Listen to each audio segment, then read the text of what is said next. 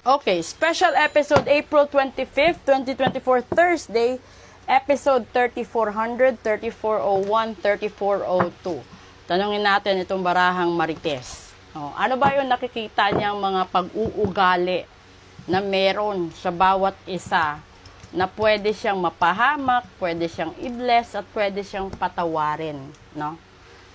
Una, eternal love. Pangalawa, indulgence. And pangatlo, sweetheart. Nako, napaka-pure. Di ba? So siguro hinihiling talaga ng Diyos at ng universe na ito yung magiging gamit natin sa buhay. Kasi wala namang wala namang mahirap. Kaso nga lang talaga, yung mga temptations, yung trial, ando doon. So, yung nire-refer ni daily episode na abundance, this is all about eternal love. Ito yung consistency at saka andi dito yung soulmate, no? Ito yon. And then, dito sa mastery, kailangan maging patas ka sa interaction mo sa mga tao at maging friendly ka at masaya dapat, di ba?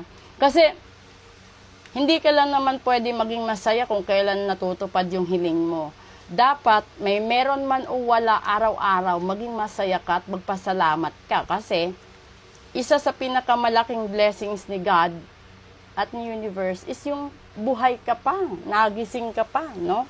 Kasi ang pangit naman na hindi mo pasasalamatan ang bawat araw ng pagising mo. Kasi yung iba hindi na nagigising. Diretso na, di ba? And then dito sa dulo, yun sinasabi ditong regeneration. Kung naalala nyo yung explanation ko sa daily episode, sinasabi ko dito na gagawa talaga ng paraan si universe at saka si God para magtagpo yung soulmate, di ba?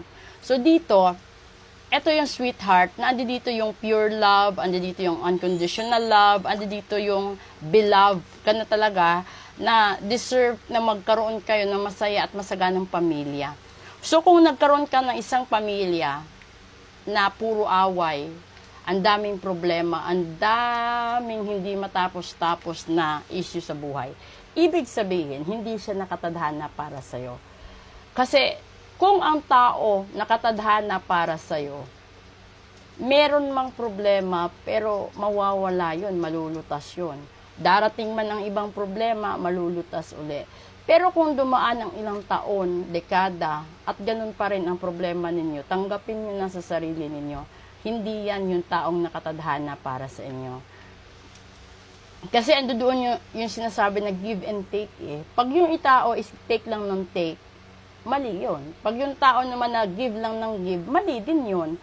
So, hindi lang sabihin natin, hindi lang sa isang relasyon na mag-asawa, mag-girlfriend, boyfriend, kundi kahit sa mag-live-in, kundi yung relasyon ng magkapatid, magulang sa anak, anak sa magulang, sa relative, sa katrabaho, sa kaopisina, sa ano pa ba, sa komunidad, sa school, sa hayop, at sa lahat-lahat na. Lahat ng yan, kailangan mo ng eternal love, kailangan mo ng consistency. So, bawal ang plastic na tao sa mga ganito. So, kung ikaw magpaparitual ka, kailangan buo ang loob mo na matatanggap mo ang sarili mong pagkakamali, pero pagbigyan ikaw na ibalik at ibigay ang hinihiling mo. Ganun dapat. Kasi meron mga tao na nagparitual na gusto nilang nagkabalikan sila, pero yung iba, hindi na nag-a-update kasi ayaw na nilang matapos yung kandila. So ngayon, yung ginagawa dyan, magtataka sila kung bakit ang bigat-bigat ng buhay nila kahit sila yung itinadhana. Kasi meron kayong mga binitin na mga sitwasyon. Meron namang mga nagparitual na bumalik yung mahal niya sa buhay, no? Pero para siyang nagkaroon siya ng matinding kalbaryo kasi kahit pinagsabihan mo na siya na yung taong yan, bumalik man sa buhay mo, maghahanap pa rin yan ng iba. Kahit bumalik man yan sa buhay mo, aabusuhin ka, okay lang daw sa kanya. Basta sila lang. Yan yung hindi na talaga masasabi ni eternal love. Kasi hindi yan, yung eternal love kasi is give and take talaga. So, ang pangit na magkakaroon ka ng ganyan na relasyon, no? Kung iintindihin mo. So, kung isa kayo doon sa mga gustong magparitual, seryosohin nyo, tapusin nyo, pagkatiwalaan nyo, maghintay kayo sa tamang resulta at huwag kayong magmadali. Kasi hindi ito magic. Ang ritual ay isang hiling o dasal na pagbigyan ka kahit nagkulang ka, nagkamali ka, at kahit nagkaroon ka minsan ng hindi magandang gawain doon sa taong mahal mo. Nakadepende kasi yun. Kaya sinasabi ko sa inyo, huwag kayong maniwala na lahat ng nakikita ninyo is magwo-work on sa bawat isa. Kasi everybody are born unique. So, ibig sabihin, lahat ng dasal na yan, customized dapat. Hindi siya magwo-work on agad-agad sa iisang tao lang. So, kung magpaparitual ka, tapusin mo. Natupad man siya sa maagang panahon, tapusin mo pa rin. Para wala ka ng problema sa dulo. No? Pero, asahan nyo na kung ano man yung pinaritual nyo, huwag nyong ikwento, huwag nyong panghinayangan, huwag kayong maghimutok, huwag kayong magduda. Kasi yan mismo ang papatay sa sarili nyong ritual. Kasi kami na taga-ritual, hinihiling namin yan na matupad. Alam namin na pakikinggan kami. Alam namin na ibibigay sana.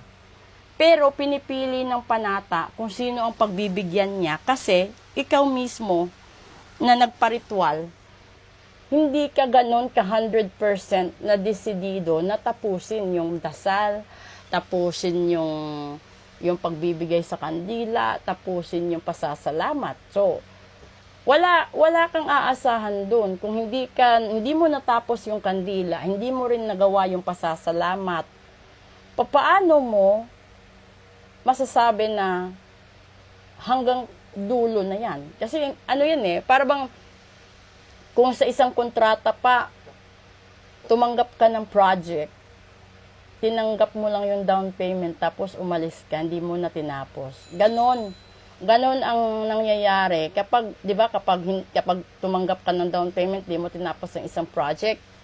'Di ba? Darating sa punto hindi ka na pagbibigyan ng project kasi ginagawa mo lagi.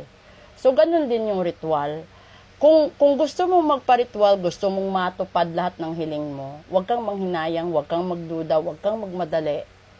Bagkus magtiwala ka na kahit nagkamali ka at kahit ikaw yung dahilan ng iniwan ka, ready ka ibigay lahat, ipagkatiwala lahat, maibalik lang siya sa'yo.